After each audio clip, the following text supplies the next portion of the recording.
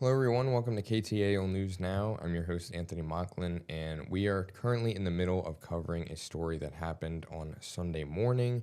If you haven't heard, the police are saying that a man has shot and killed 8 children, including 7 of his own, following a domestic dispute in Shreveport. And the incident, like I said, took place early on Sunday morning, April 19th, on West 79th Street in the Cedar Grove neighborhood of Shreveport. Now, according to the Caddo Parish Coroner's Office, the victims include 3 boys and 5 girls aged between 3 and 11 years old. So it's a really, really awful tragedy that took place on Sunday. And we are now going live to our reporter on the scene, Taylor Smith, who is there. Taylor, what can you tell us about what you've seen, what you've heard, about everything that's been going on? Well, good morning, Anthony. Not too long ago, we did just have the presser with city councilmen, people coming from all over the state to get coverage of this, just basically to kind of share what the next steps will be for this investigation and for families. And moving forward, how is the community going to get through such a devastating situation? There's a lot going on with community support, as in for mental health and things of that nature, to help people with grieving. And people are just really worried about the state of mind that people are in right now, especially the families and the loved ones and the people who knew the victims. It's just a sad day. It really is. It's a sad day. And a lot of people have come out today to show their support. And when it comes to, I guess, how everything kind of transpired, there was a lot that obviously went down. There was one adult who had to escape out the window and like jump off the roof. So I guess, could you tell us a little bit, like kind of walk us through, I guess, what you've heard in terms of what went down at the scene? Yes, so basically what we gathered from yesterday and from the information that police had shared with us, a majority of the victims were found in the home, relatively to be seeming like they were sleeping or woken up. They were not prepared at all for the gruesome act that had come over to them. And there was actually a point where there was a family, a woman, and I believe it was 2 young children who were looking to escape by jumping out of the window and onto the roof.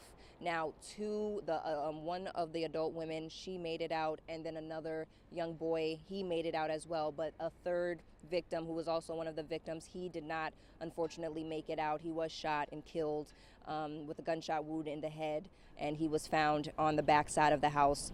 And it was just a devastating things to hear, and they were also saying how the mothers, they're in critical condition right now, critical condition. Both have been shot multiple times, and one mother is actually undergoing surgery right now because they are trying to, get her back into shape and into good health. I don't really know this standing on the other woman, but I do know that both are in critical condition at this time. And they were also saying how the man that was the shooter, he actually was involved when the police came and they chased him down in the police pursuit when he stole the vehicle. He actually died from a gunshot wound, and they're still trying to determine whether or not it was self-inflicted or if it was caused by the police department. That is still under investigation at this time. It has not been confirmed, but there has been conversation circling around the actual manner of his death. Yeah, and as far as the city officials, they obviously spoke at the press conference earlier this morning just to say, that they're in their thoughts and prayers and everything like that. And a lot is actually being done in terms of memorials for the family in order to support them. I guess, what have you seen or heard that is being done to support this family in this very, very dark time? Well, it amazed me how many people were actually coming out from all walks of life, different organizations, grassroots organizations, just people who felt in their heart that they wanted to do something to help. There's been vigils all over the community, prayer groups all over the community. They have them at the house, of course. They've set up a makeshift memorial for the victims. They have, flowers out there, stuffed animals. They have balloons. It's really a sight to see how a community can come together during such a tragedy, but still work together to lift everyone up. There's also been a lot of talks of working on ways to actually help the family be able to bury these children and to give them the proper homegoing that they deserve. They're working on GoFundMe links and fundraisers and all kinds of things to really just take the load off of these victims' families at this point, who are now trying to piece together how they are going to cope moving forward after such a devastating, tragic situation. So, I noticed that there was a lot of people yesterday that was out at the scene, a lot of counselors. There were a lot of grief counselors. There were a lot of there was all kinds of people out there. And I want to say one person in particular that stood out to me was the Red Cross. They came out and they were giving out all kinds of food and water and drinks because people were standing out there for hours, like immediately after it happened, all the way well into the night. We were there from around 11. The people were there before us around 8 a.m., 5 a.m. I mean, not 5 a.m., I'm sorry, 8 a.m., 6 a.m., 7 a.m. And they were there well into the night. And people were bringing food. They brought music out there to lift people's spirits. It was just a community upbringing, uplifting experience that I've never seen anything like it, especially in such a tragic time.